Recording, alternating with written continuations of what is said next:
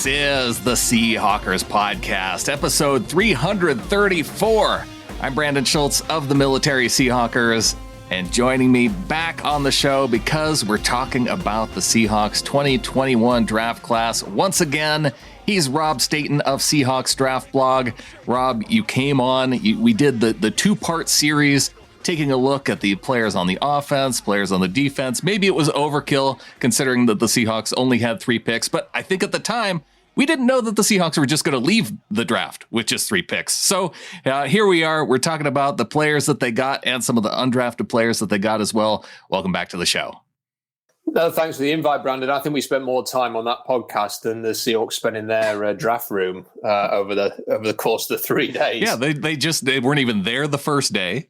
And then they cut out early on day 3 after they traded up for Stone Forsythe. It's an interesting point you made, though, because I had no thought that they would only pick 3 times, and just knowing what we know about John Schneider and knowing that the team had sort of several needs really that they would probably ideally like to address, they did just sort of punt on the draft. There didn't seem to be any real thirst to get back in this draft. It's as if they decided very early in the process that whatever the pandemic impacted season was going to have, that it wasn't going to be conducive with having the kind of information that they need, and that was it. Which is, it's going to be interesting because a lot of other teams did the opposite. They gathered picks and decided that they were going to treat this like a normal draft and an opportunity. So it will be interesting to see 2, 3, 4 years down the line what the best idea was. Yeah, and really we're not going to know until 2, 3 years down the line how it's going to work out. But it is, it feels like that they made that bet early on. They made the bet by making the trade for Jamal Adams. And then, down the road, I think that at some point they had to have decided that this is what ultimately we have to live with, because to get up in back into the first round or early in the second round is going to take trading a really good player. And really one of the things that we saw even in the offseason is once the quarterbacks were traded for in the offseason, I mean, there weren't any players that were going to be traded that would have even been worth a first round pick and maybe not even an early second round pick. I just think it was a weird off-season, and when you think back to it now, it feels like so much has kind of water's gone under the bridge, really. But we're only a few weeks removed from being at the heart of the Russell Wilson saga, and he could easily have been moved by the sound of things. I know what John Schneider and Pete Carroll said in their press conference, but they did a great job of sort of saying in one breath, there was nothing in this, and then in the other breath, well, yeah, there was a lot of in this, and there was a lot going on here, and I found that a very peculiar press conference. But you're right. To get in the draft, it would have required a major trade. I still don't think Jamal Adams is going to end up being worth whatever they eventually pay him. I don't see any. And I see people saying now if they get him for 15, 16 million, then that'll be fine. And I'm thinking, yeah, and it'd be great if I could buy an Aston Martin tomorrow. I mean, I just don't think that it's realistic at all that Jamal Adams is suddenly going to come down to that number. I think he's going to persist with this 18 to 20 million range, and that's what he's going to believe in. And I don't think he's worth that. And I hope they don't commit to that. There's kind of like 2 scenarios here. There's like this ugly wrangle with Jamal Adams over how much he's going to get paid, or there's just paying him. And they're the 2 kind of options you've got, I think. And I wouldn't pay him what I think he's going to want. So I would have rather than got back in the draft. They haven't. I think you're right. I think they decided when they made that trade, by looking at it now, they've kind of made the bed that they're going to sleep in it. They're paying Bobby Wagner a lot of money still. They're potentially going to be paying Jamal Adams a lot of money still. They've got the roster that they've got. I don't think they've done a bad job, over the last few weeks trying to fill various holes. I think they addressed the 3 positions with the 3 picks they had that they perhaps most needed to address. And with the free agent moves, they made some moves.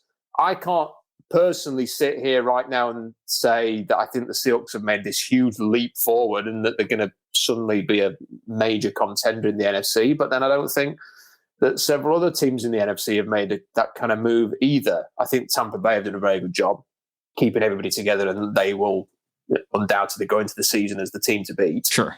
But yeah, with the Packers, the Saints, some of the more traditional powerhouses in the conference might not be as strong. There's always seems to be a team that emerges. Who will that be?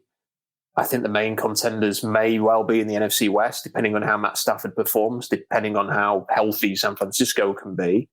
And then you've got the Seahawks as well. But it's interesting to see how this is going to play out. It has been an interesting offseason, and it was an interesting draft in some ways, and the biggest way being that you were waiting to see if the Seahawks were going to trade down from that first pick that they had in the second round. And I was going into it, Rob, thinking that I'd be fine with them staying put. It was my thought, but that was their biggest opportunity to gain the most draft capital. And ultimately, with who they selected, now we can talk about this in a couple different ways. I definitely want to get your thoughts on D. Eskridge, because he's one of the guys that we talked about that would fit the Seahawks in a number of different ways. But as the draft board was falling to the Seahawks in the second round, seeing Creed Humphrey there for Oklahoma, that was, I thought that pick made a lot of sense. I thought that the Rams may even leapfrog the Seahawks to try and take a center because they had a need at that position too. And then ultimately, instead of each going for a center, each team goes for a wide receiver, and then the two centers go to a couple other contenders, which are the Kansas City Chiefs and the Green Bay Packers. Yeah, I think it was interesting again because, like you say, the Seahawks and the Rams both, on paper, needed a center, and then neither took one. And I was speaking to Jeff Simmons last week on a stream, and he made a good point that I don't know. I can't remember whether he said that this was something someone had told him, or whether this was just an assertion he was making, and I thought it was quite a pertinent one. Was that maybe the center's not that important in the McVay offense? That over the years, the Rams have kind of just plugged any guy in there. Right. It's not been a big name, expensive center. They had no interest in bringing Blythe back, who was, exactly. and then Waldron comes up here, and they don't even bring in Blythe for consideration. Yeah, and Blythe himself was just sort of a guy, that makes sense, doesn't it? That the way that they operate, having the quarterback on the move a lot, getting him out of the pocket, getting a lot of movement, a lot of motion, a lot of misdirection. There's not a lot that just sort of happens right directly in front of the quarterback, and you need your center to be absolutely brilliant. And I think that was just what we've learned from this. That was my biggest, after speaking to Jeff, was sort of my big takeaway from this, that was kind of like the thing that I feel like I learned about this draft, is that neither the McVay Rams or the now Waldron Seahawks offense are going to, in their current form, spend a ton of money on a center or spend a high draft pick there, that they feel like they can just put somebody in. And they both go and draft another receiver instead, which was indicative of the offense. I think that the Seahawks have got DK Metcalf, Tyler Lockett. The Rams have got Robert Woods and Cooper Kupp. And they both added another receiver rather than go and address that center position. So I think that is sort of telling as to what the structure of the two offenses, the way that they're going to be constructed and built.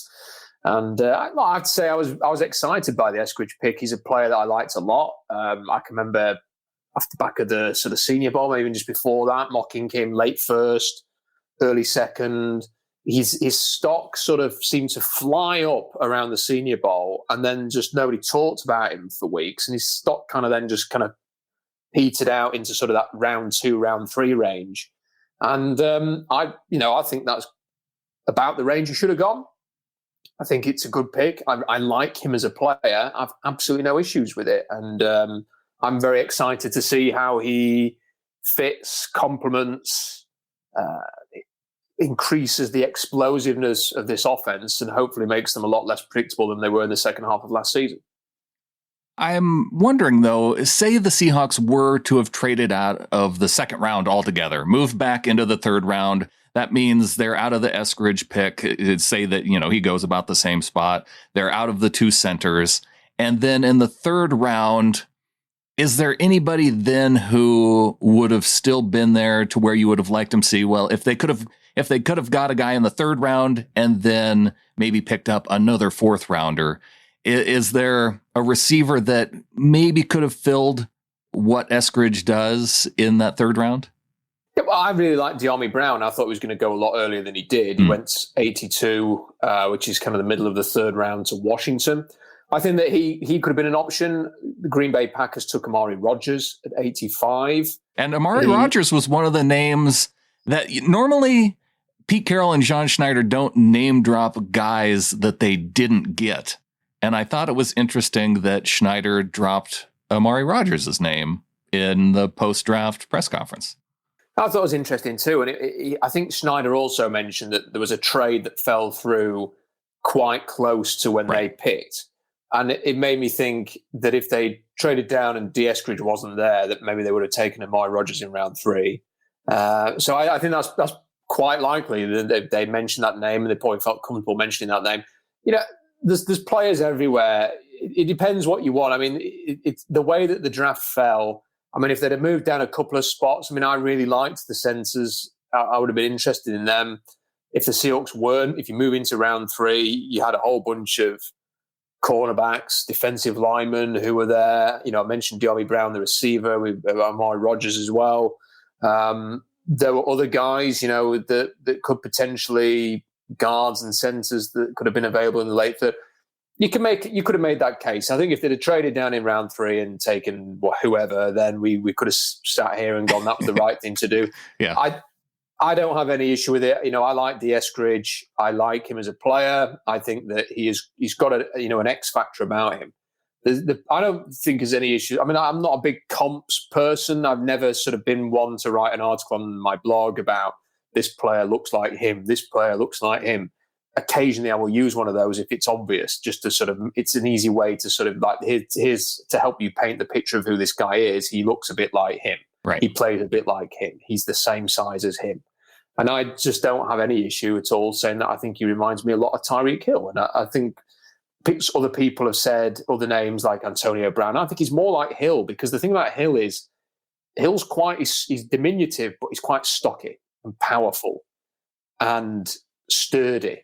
And that's what I think Eskridge is. Now, I don't think Eskridge is as quite as dynamic as Tyreek Hill. I think you're talking about a guy who's probably late 4.3s versus a guy who's late 4.2s.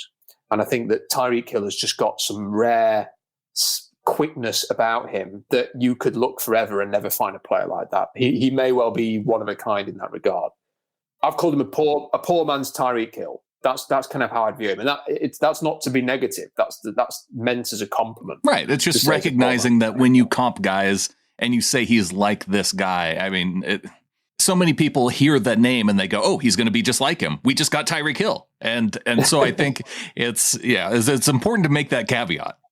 I think there are things that Hill does, like just streaks downfield, and you sometimes wonder how on earth has he got past that last defender, and I think Eskridge will be able to do that.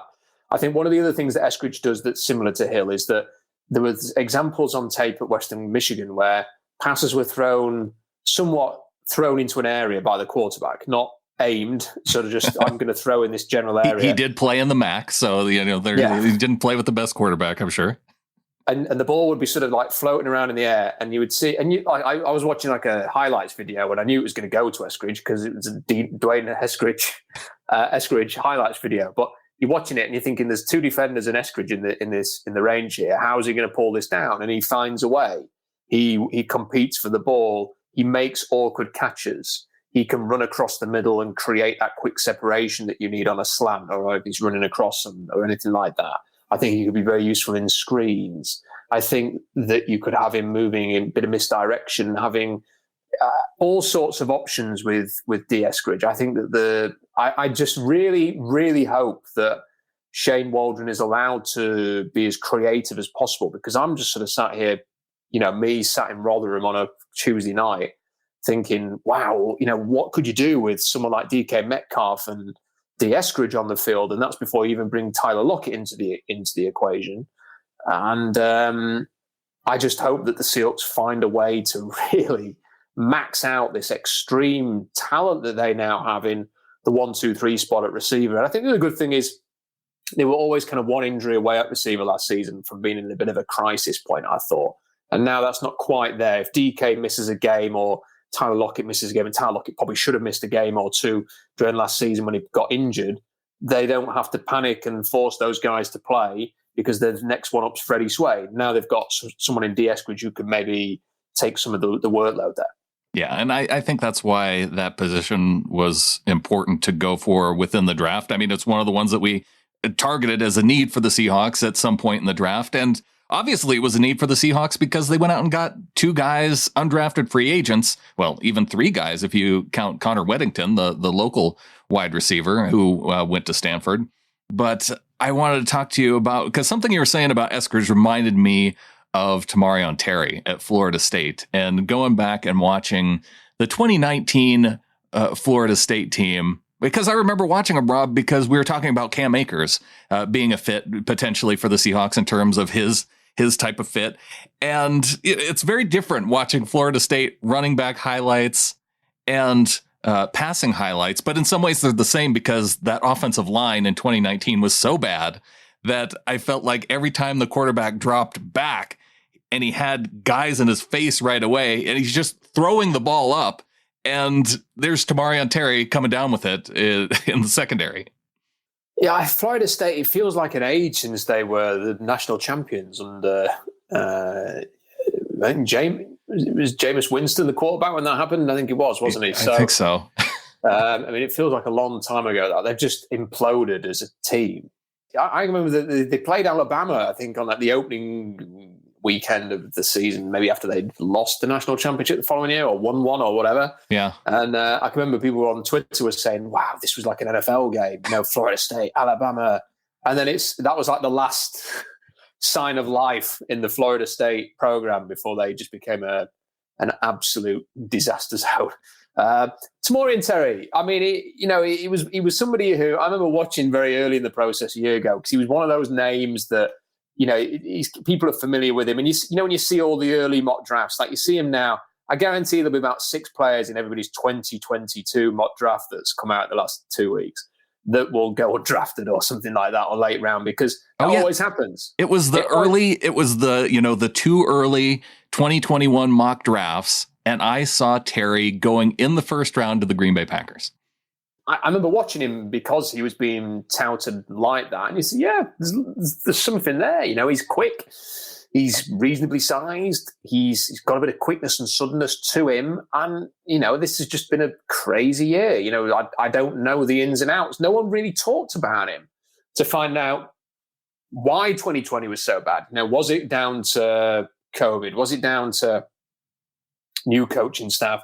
Was it down to his attitude or whatever? I mean, there's always a reason why. I would tend to feel like if a player like that goes undrafted, there has to be something. Yeah, and there was kind of mystery around him too, because he left the team in the middle of the season and essentially just tweeted out that, and it was just kind of a stock answer. There wasn't any real explanation that if it was due to injury or if it was due to the COVID situation. It was just, I'm leaving Florida State. And you have to think that some teams must have just taken him off the board completely because of that, because for him to follow the way through the draft, I know there were some knee injury issues too. So I guess just with all that compiled, but gosh, that's usually when guys start taking teams, in the 5th and 6th rounds because of those type of questions. That's just the crazy thing about this year, I think, is that there was guys like that who suddenly bailed out. And if the teams did the homework and found out that there was no real reason for him to stop playing, other than it wasn't going very well, and he figured that I'm this high draft pick, he's read the mock drafts or whatever that we saw, and has decided I'm going to stop preparing for the combine or whatever everybody was saying. And some guys can do that. Like Penny Sewell was given like a bit of a pass there on that, and other guys who held it. But then there's other ones who no, you're expected to play and you're expected to get out there, and if you don't have a reason that the teams buy into, then it's going to come with consequences. I have to say, I'm not. It's great, isn't it? We kind of sit here, and I know the reaction afterwards was undrafted receivers, great, amazing. it's like they've got, and I've said it myself, it's like they've stolen a couple of draft picks, and that's true. It feels like I thought K. Johnson would be like third, fourth round, Tamorrion Terry, 6th round, something like that. It feels like they have pinched a couple of extra draft picks. I don't hold out any hope for Tamorrion Terry. It's going to be a nice bonus if he comes through and shows something and earns a job. I think that's the key thing is he's going to have to earn a job. It's all well and good having a bit of talent behind him, but the Seahawks they're going to want to see him earn this job. And for that reason as well, he's going to have to show it on special teams. And the one thing that Weddington, who you mentioned earlier, and K. Johnson will do is special teams. Right. And they will provide some impact there, I suspect. Whether Terry can is going to be an uphill struggle for him, I think. So we will see. But I'd say that it's looking like receiver looks like a position of strength, which I think is a good thing. There is strength at the top because I think you can say for certainty that DK Metcalf, Tyler Lockett, Dwayne Eskridge will make the team. You can probably put Freddie Swain in there too. So those would be the 4 guys. And then after that, if they're going to carry 5 or 6, I don't know if there's anybody that jumps out at me to where I say, yes, for sure, I can count on that player making the team. And I might even put a guy like Freddie Swain on the bubble of that because, if Kate Johnson comes in and performs well, if Terry comes in and performs well, and Weddington, on special teams, maybe those guys end up filling out the bottom 3 receiver spots. Yeah, potentially so. And I think that with Swain, I think that they like him, and I think he's probably shown just enough that they feel as a 4th receiver, essentially, that he's got some value there. I think so. I like to sort of classify Gerald Everett as I know he's a tight end, but I'm kind of been picturing in my head that it's a 4 as far as receiving options, you got Metcalf, Lockett, 1A, and then number 3 probably would be Everett. Number 4, you might even go to Carson, and then 5 would be Eskridge, and so then where they fall out after that. I think that's the way I'm sort of viewing it really here, and I think Everett really, when you sort of look at his makeup physically, and he gets involved. I think I've recommended that people go and watch the mic'd up segments that Gerald Everett did with the Rams last season, and you can sort of see that there's a lot of blocking involved, and the way he talks about creating openings for Cam Akers, and they had some nice banter together. I think that he will do a lot of that, but essentially he's an undersized tight end who runs fast, and I think that they will want to. I like the idea of you've got 3 really dynamic receivers and a dynamic tight end, and hopefully an offense that Pete Carroll keeps well away from, and allows Shane Waldron to run properly how he wants it doing. Because I think that is going to be my fear until week 18, as it now will be, is that I will need to see the end of the regular season to know that we're going to have a full season of Pete keeping his nose out of the offense.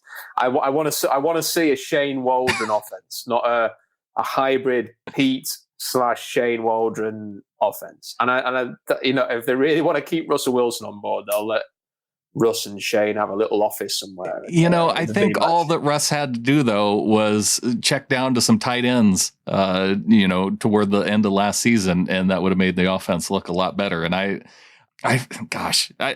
we could probably spend an hour talking about last season's second half offense, but can I just say, though, I think that you're right. Russell could definitely have done a lot more checking things down. You can run through every game and find missed opportunities, even just to get a third down conversion, or maybe missed opportunity to get 6 yards when he took a sack instead. And I have a tough time differentiating between what is Pete's mentality and Russ's mentality, because I feel like they share that same thought of going for the big play. And so much of the second half of last season, it felt like they were always looking for the big play, even when it wasn't there and other teams were trying to take it away. But, you hear the commentary from Pete after the season saying, I don't want to play against, 2 deep safeties the entire season. That it makes me wonder if he maybe didn't have enough input with Schottenheimer toward the end of the season, or Russ. And we'll never know. It's like I say, we could probably spend far too long on it.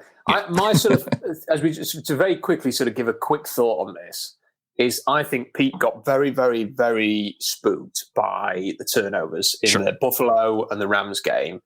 And I think his main influence in that second half of the season was to really put I was going to say the shackles on the offense, but I don't think that's fair because, like you said, they were trying to take big shots all the time.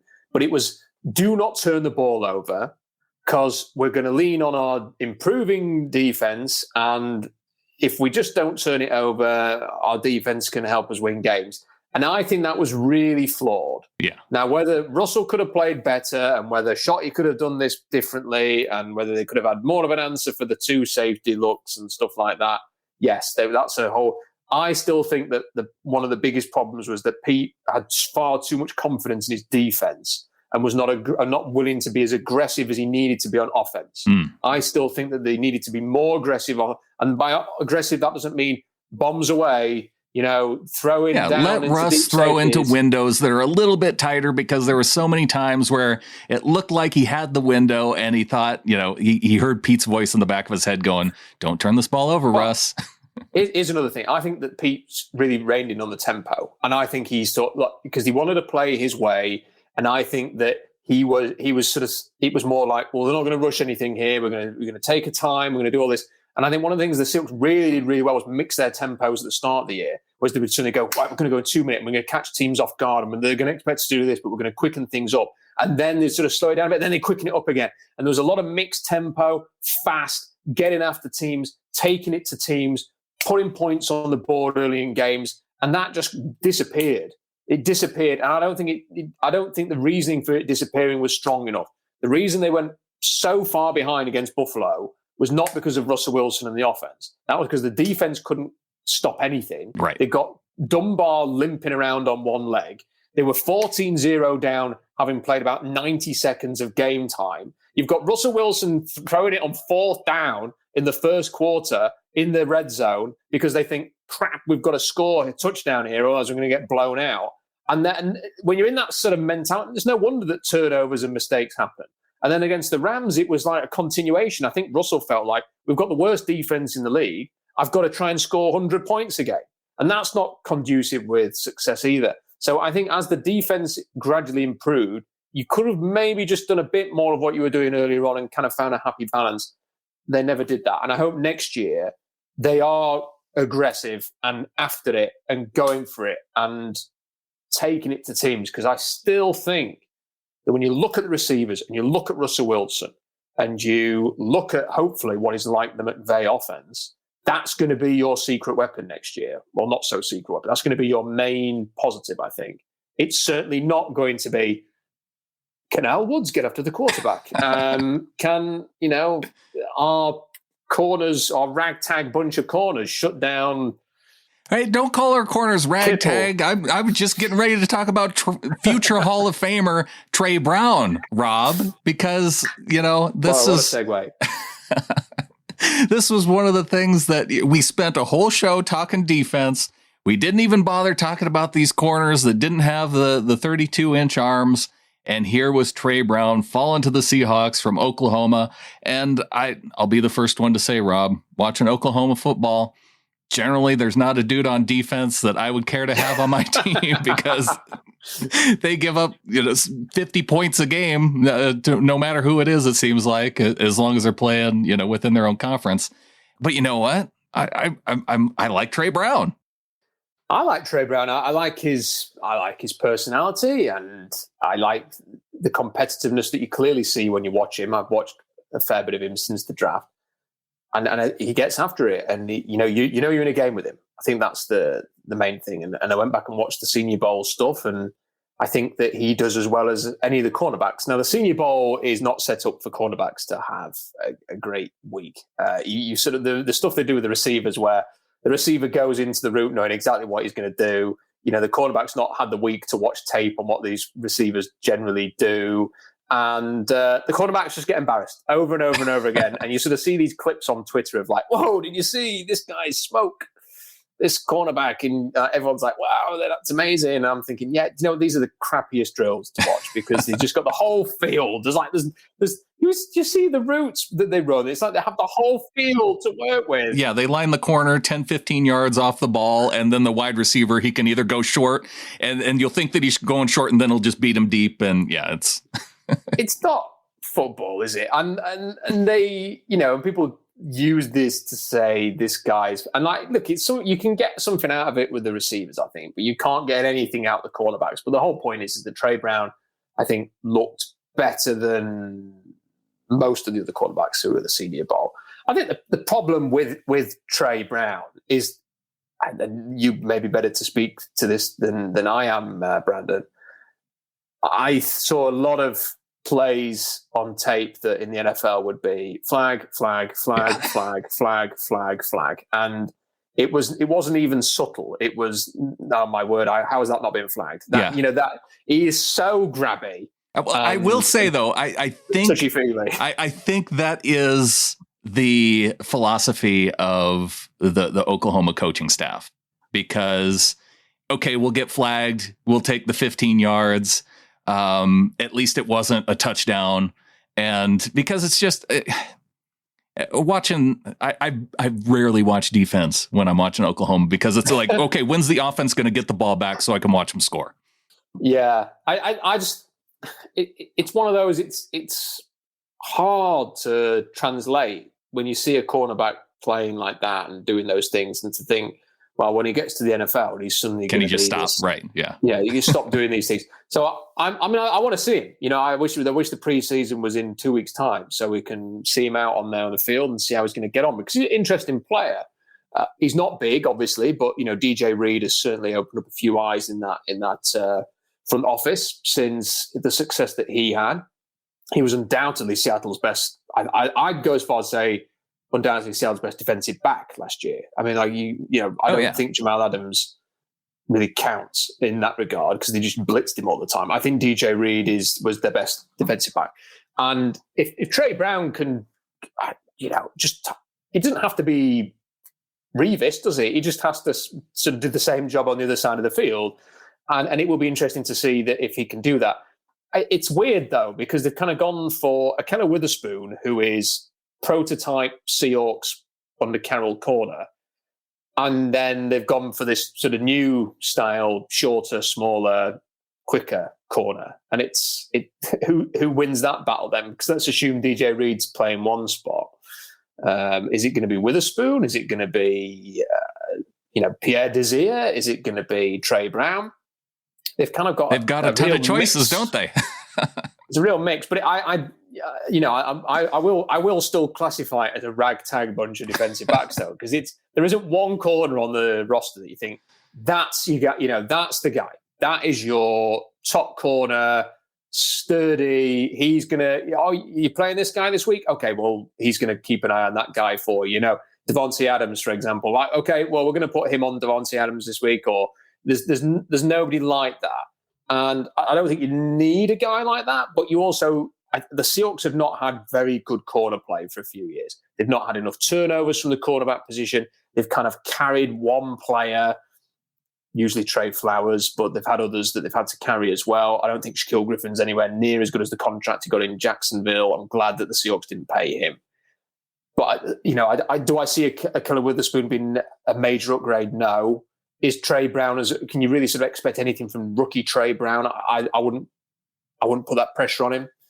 And Pierre Desir is just one of those guys who's now bouncing around the league. So I'm a tad concerned about the quarterback spot, because there's a great, it could be good depth, looks okay when you write it all down, or you look in the depth chart, Wikipedia.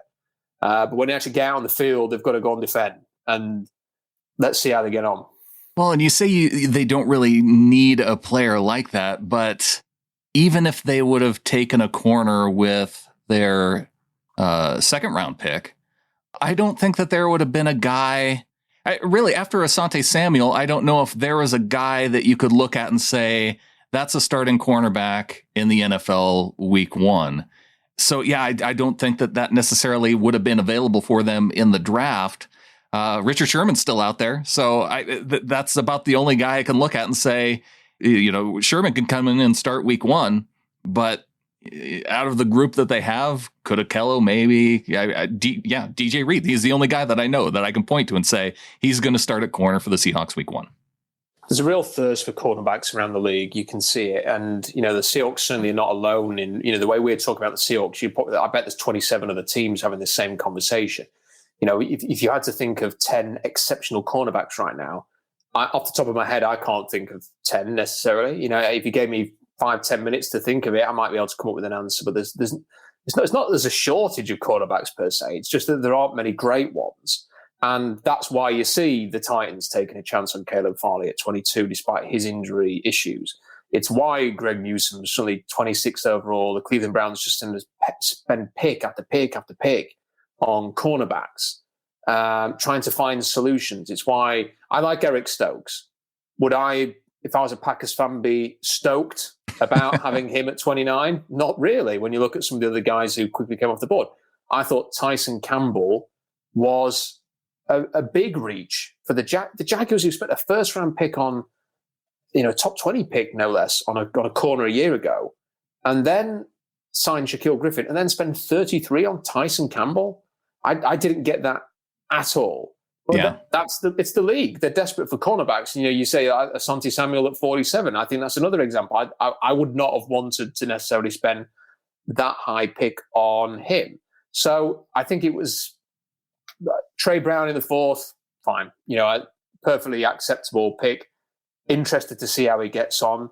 Really hope that he's going to scratch an itch for the Seahawks, because they've not drafted a quarterback who's gone on to be a really top player in a few years. And that was kind of the one thing we always banked on with Pete and defensive backs. Well, I guess the one guy that we hadn't talked about, and this guy that you interviewed, was Sean Wade out of Ohio State. And that was a guy that they would have had an opportunity to take, and he ends up going to the Ravens. Yeah. And probably not in the starter conversation, but still in the corner conversation for the Seahawks. With him, it's a strange one with him, because when I interviewed him, I came away really, really positive impression of him. And when he was taken by the Ravens, my reaction was, of course the Ravens took him. It was like when the Rams took Bobby Brown. Of course, the Rams took Bobby Brown. Of course, of course, Bobby Brown's going to play next to Aaron Donald. Yeah. I think that Sean Wade's got a chance, and maybe in 3-4 years' time, we'll look back and go, "What the hell was the rest of the NFL doing, letting him last to the Ravens there?" But there's a reason why he fell. There's a reason why all these guys fell. He didn't play well in 2020. He had injuries. He was being asked to do different things. If you want him to stay on top, I think he can do it. He would look like a first-round pick in 2019. I don't know why someone didn't take a chance on him earlier, but then the league said no. And the league said they didn't want to take him any earlier. I think it's a good pick for the Ravens. It's a shot to nothing for them. If that doesn't work out, so what? But I think it could work out. And the Ravens just have a knack of finding guys, don't they? I know that they've kind of got the same issue the Seahawks have got, which is they're sort of one of everyone's favoured teams, aren't they, going in every year? And they never quite convince in the playoffs, do they? They always go into the playoffs with high expectations, and it's always like a one and done, or straight out in the wild card or the divisional round if they've got a bye. And they're in the kind of the same spot, but I think that they've done a good job drafting over the years. So what I'm hearing you say is Ravens Seahawks Super Bowl, your prediction. So moving on. I'd love it. I'd love that to be the case. They better do a better job of defending Lamar than they did in whenever that was, 2019, was that? Yeah. Oh, yeah. That game in the rain, gosh, that was a frustrating game to watch. And DK Metcalf fumble and, okay. Oh, yes. But moving on. Moving swiftly on. Yeah. Well, I think we pretty much hit on everybody on defense that we need to talk about now, Rob. Unfortunately, there's probably a couple guys that we could maybe mention as undrafted free agent guys, but the one draft pick that we haven't mentioned is offensive tackle Stone Forsythe, and he was a guy who I saw him mocked a lot earlier than he actually went. But looking at every year you do the TEF grades, the trench explosion formula, and you came up with that formula based on things that Tom Cable and the Seahawks were looking for. And they've tended to look for those same types of explosive traits in their offensive linemen. But I look at Forsythe and the numbers that you put out, and he's actually low down on that list. But I suppose when you're picking, I don't know how many of these guys were still available come 6th round. Christensen went pretty quick. Sam Cosmi, who up at the top of the list as well. Spencer Brown, I guess he would have been maybe available even did he go in the 4th? I know he went. Spencer Brown was the 3rd round. Okay. I know he was on the board at the end of the 2nd round because he was a name that I was watching. But Trey Smith ended up going in the 6th round to the Chiefs. And so was it a surprise to you at all that the Seahawks took Forsythe? I don't think it was a surprise. I mean, a lot of the guys that I got as players that they could target later on went higher. And this is something that I keep trying to explain with the TEF, is that it's just, for me, it's no longer we're looking at Seahawks guys. I think we can use TEF to say, who are the guys who are probably going to go a bit earlier than everybody thinks? Yeah. It's kind of like I see the relative athletic score being used a lot for all players. And this is kind of one that I feel like it narrows it down on the offensive line, maybe to the most important traits. Yeah, I mean, for example, with that RAS stuff, I mean, I have to say I do laugh a little bit when I see all that stuff, because it's half of it's pointless information. Like the key for me, and I'm not saying. I got Rob on a rant here. Let's go. Yeah, what's the most important test for a position? That's what you should be looking at. Yeah. What is the thing that teams will look for at a position? I think it's well established that with running backs, it's not about straight line speed. It is about explosive traits. With receivers, it is about quickness and suddenness. We're finding that with cornerbacks as well. Length is important. There's like, what are the sort of the specific things that you need to look for position for position? And then I see somebody go, this guy's overall athletic score is this. He's a 9.8 athlete. And then here's another guy who's a 9.8 athlete. I mean, what does any of this mean? Because if this guy does a great 40, that's going to bump his athletic score up. But what if the test for his position, he's kind of average? Yeah. But he's bumped his test up because he does a great bench, or he does a great whatever. He's got this trait that doesn't matter for the position. Oh, he's an amazing athlete and in the offensive line. If he's got 31-inch arms, it's like, well, that doesn't come into account. So I always think, like, what are you looking for? Position for position is the most important thing. I'm sorry, it's one of my things. When the RAS thing on Twitter it's taken over. Like, it's just RAS all the way through to the draft. Yeah, that's why I was trying to give you credit with the TEF, that it measures the important traits. It's like what we should be looking at position by position for what the traits are to focus on. And so just give you an example on this. So I thought that Dan Moore, the tackle at Texas A&M, would be probably like day 3 target for the Seahawks. He goes in round 4. He was a great TEF tester. Tommy Doyle went earlier than expected. Landon Young went earlier than expected. People were down on Dante Smith. He went a little lower than I thought, but he was still long gone by the time the Seahawks pick. Tommy Doyle was the 5th round pick. I thought he'd be like 6th, 7th round pick. So all of the guys, Landon Young went off the board. I think I'm looking at it now. Yeah, 2 picks before the Seahawks traded up for Stone Forsythe. So all of the guys are gone. So if you want to tackle at that point, you kind of got diminishing options there that fit. And the one thing about Stone Forsythe is that he looks the part. I mean, he looks the part. If you want to, and Pete said this in his press conference after day 1 of the rookie camp recently, was that, well, he certainly looks like a left tackle.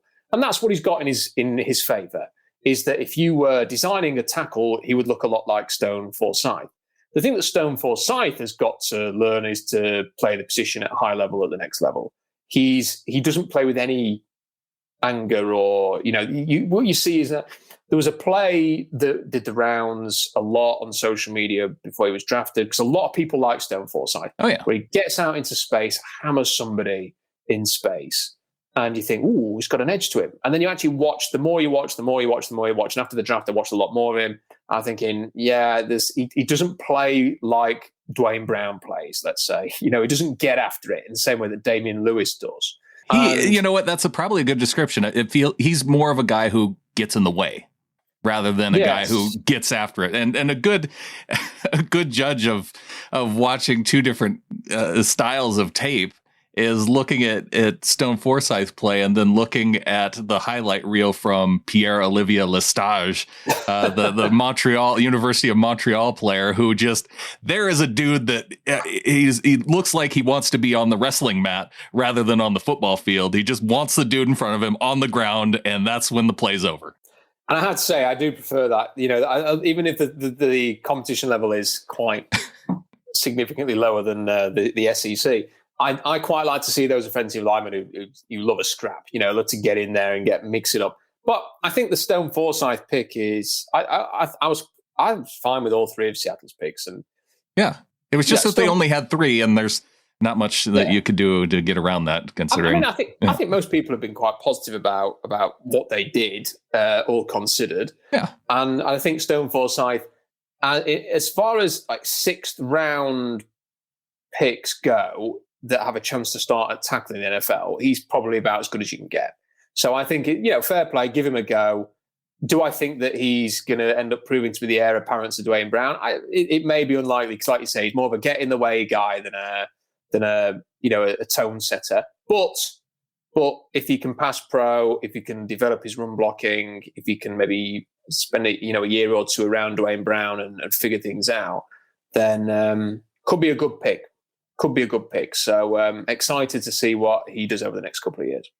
Well, we talked a little bit about him earlier, but I never really got your full opinion on him. But I think I know your full opinion on Cade Johnson, because he was one of the guys that we talked about as a receiver, even going into the draft, and how you liked his Senior Bowl. You mentioned earlier that you saw him as a potential round 3, round 4 type player. And I wonder, did you notice anything as far as that level of competition goes, those types of guys maybe slipping down the board a little bit more than you expected? I mean, obviously, the 49ers weren't concerned because, they took the quarterback from the same conference with the number 3 pick overall as Cade Johnson. So, and I thought it was funny, Rob. I went back and I looked at the last time that Cade Johnson and South Dakota State played North Dakota State and Trey Lance, and Johnson had more receiving yards in that game than Lance had passing yards.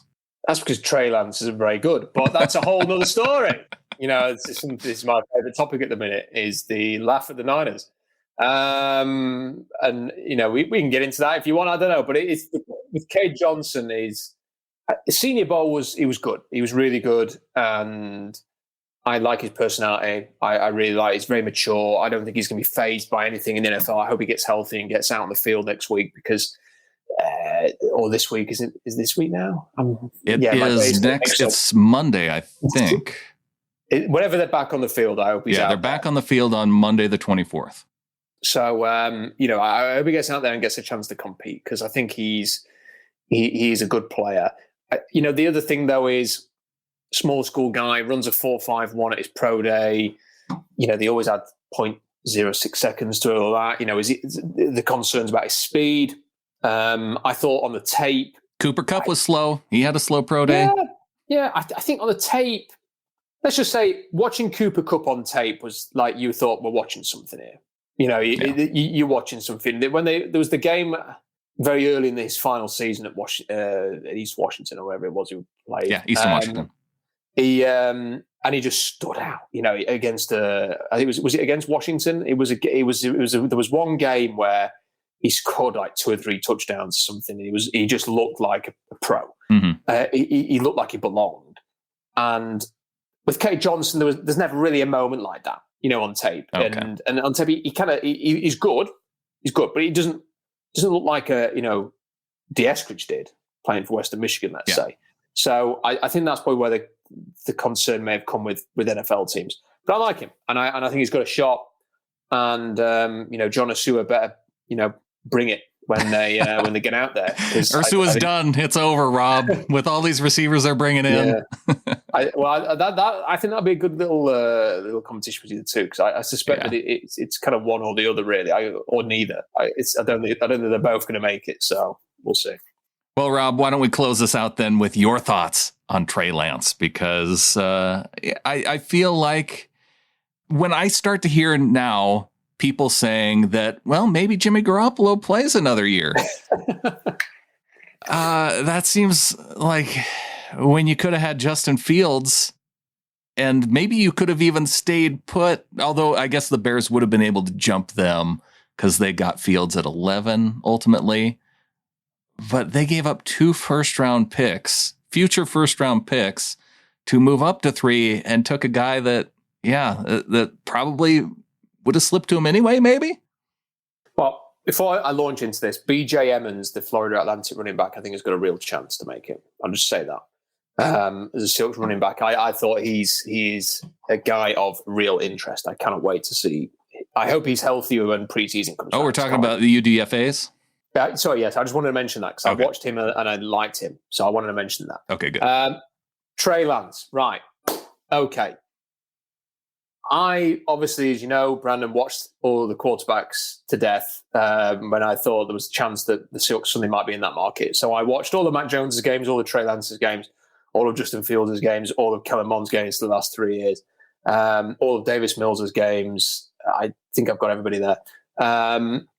I know what Trey Lance can do and what his offense was and all of that.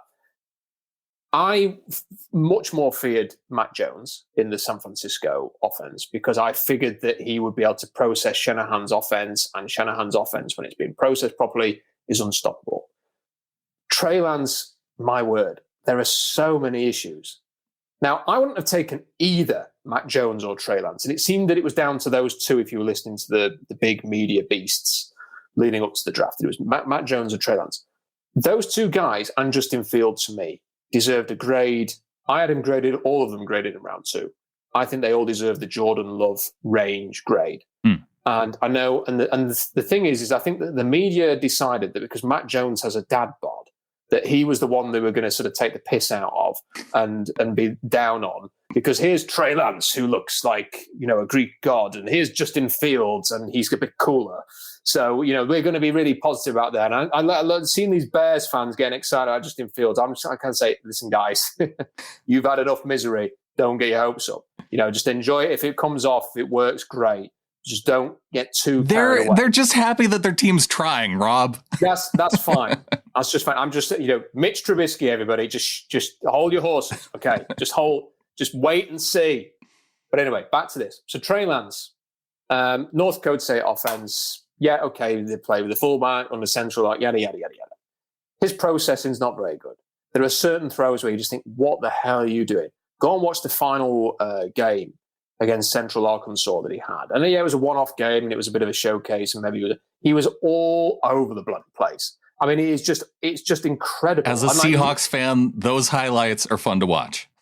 And oh my God, there was just watching how many times did they run the same bloody play to the tight end where they have the tight end kind of like fall over a bit and then break out onto, that kind of like, they call it the catfish play, where they kind of like because that's what you say when you realize the tight end's uncovered and going in the complete other direction. And Trey Lance kind of like boots, looks one side, then turns and throws across his body to the wide open tight end. And it's like, I could have thrown that. There's like, everyone's like, oh, he didn't throw an interception in 2019. I was like, yeah, but then neither would my mom. Like, it was just so obvious. The offense was really, really catered for him.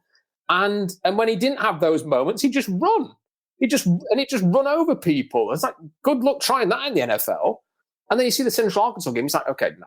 And then he had his pro day, the first pro day they had.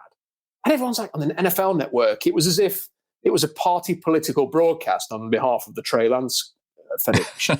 Like, it was like, oh, here's Trey. Look at him drop back and throw that ball. He's throwing the football there with his arm and everything. And it's like the accuracy was all over the place. It was all over the place. I've never seen a pro day when there's so many footballs hit the ground. And I'm not saying this now because the Niners have drafted him. I wrote this, I watched every throw of his pro day and did an article that night on his pro day where I listed all of the issues. And I just watched Sam Darnold like 2 days ago. So I could compare the two. And like, Sam Darnold's here and like Trey Lance is here. I'm like, geez, like, what is this? And like the Niners traded 2 first-round picks to the right to spend another one on him at number 3. Like, this is just ridiculous. Like, how on earth did they get themselves in a situation where they thought, we must have the number 3 pick? That makes no sense to me whatsoever. They must have had buyer's remorse, like in the week leading up to the draft. That they thought, why are we doing this? Because I don't think Atlanta was going to take Trey Lance. I think they were going to take the tight end, Kyle Pitts. So then you've got no, who's taking Trey Lance? And if you really wanted Trey Lance and you just sat tight, you could have moved up to, 8 or 10 because the Cowboys traded down. Yeah, or the Dolphins traded out and then they traded back in with the Eagles. And if it really was down to Lance and Jones, why didn't you just stay at 12 and take Jones then if Lance was going to be gone? And, nothing makes any sense to this whatsoever. And he's not ready to start. And if he does start, he's going to need 2 years of growing pains. People compare him to Josh Allen. He's nothing like Josh Allen. I was going to ask you about that. That's the name that I keep hearing people bring up is saying, well, Josh Allen had accuracy issues coming out of Wyoming. It's one of the most stupidest comparisons I've ever heard. Josh Allen went to the Senior Bowl and looked like quarterback Jesus, for God's sake. The game. Go and watch Josh Allen in the Senior Bowl game. It was as if the game was made for him. And then you go to watch his pro day, and it's easily the best pro day I've ever seen. Its accuracy is so on point. There's this one bit where he decides to show off his arm strength and throws it 90 yards on a dime. And you just came away and you thought, wow, what a performance. In hindsight, it's easy to say now if he's just had that great year. He should have been the number 1 overall pick that year. But off the back of that pro day, it was just ridiculous. And look, the Seahawks probably would have taken, if they'd have done that trade that everyone talked about, they probably would have took Josh Allen and one, which is, I think, reassuring to know that John Schneider was on point with that. Josh Allen is a freak of nature. He is just a one-of-a-kind. Whether he can match what he did last year again and again and again and be really consistent, whether he can stay injury-free, we'll find out, won't we? But he's got the potential to change the game every bit as much as Patrick Mahomes has over the next few years because he's just sensational. Trey Lance isn't even close to being the same kind of physical specimen that Josh Allen is. He looks great. Don't get me wrong. If you wanted to put him in super nice guy, you listen to the interviews, he seems like a great dude. Smart, a guy that's easy to root for. If he wasn't at the Niners, I'd wish him all the best. If you wanted him to model Calvin Klein underwear, then I'm sure he'd do a great job of it. He's nowhere near Josh Allen physically in terms of, and I don't think he ever will be. I think it's an absolutely bizarre decision. When you trade 3 picks, I like to say 3 because you're spending 1 as well. So it's 3 picks for 1 player. You need to be going up for your Andrew Luck, Trevor Lawrence type guy. You can't be going up there for the 3rd best quarterback and you kind of don't know whether it's Mac Jones or Trey Lance and, we'll take Trey Lance, which is kind of what the process seems to have been like for the Niners. I think it was a jumbled mess, a panicked franchise, a team and a head coach that sees his one opportunity going down the toilet because he's never committed to a quarterback. And I'm absolutely delighted because I think that they've just made a big, big gaffe, as we say over here. I love it, Rob. I think that's a great place to end it. I really appreciate you coming on, breaking down the Seahawks draft, breaking down the Trey Lance pick. And what do you got planned coming up for I hope you're taking some time off after this offseason. Yeah, I'm definitely taking some time off from the blog. We'll see what happens with that. But with the YouTube stuff, I'm still doing a stream every now and again. I did one last week. We're doing one this week.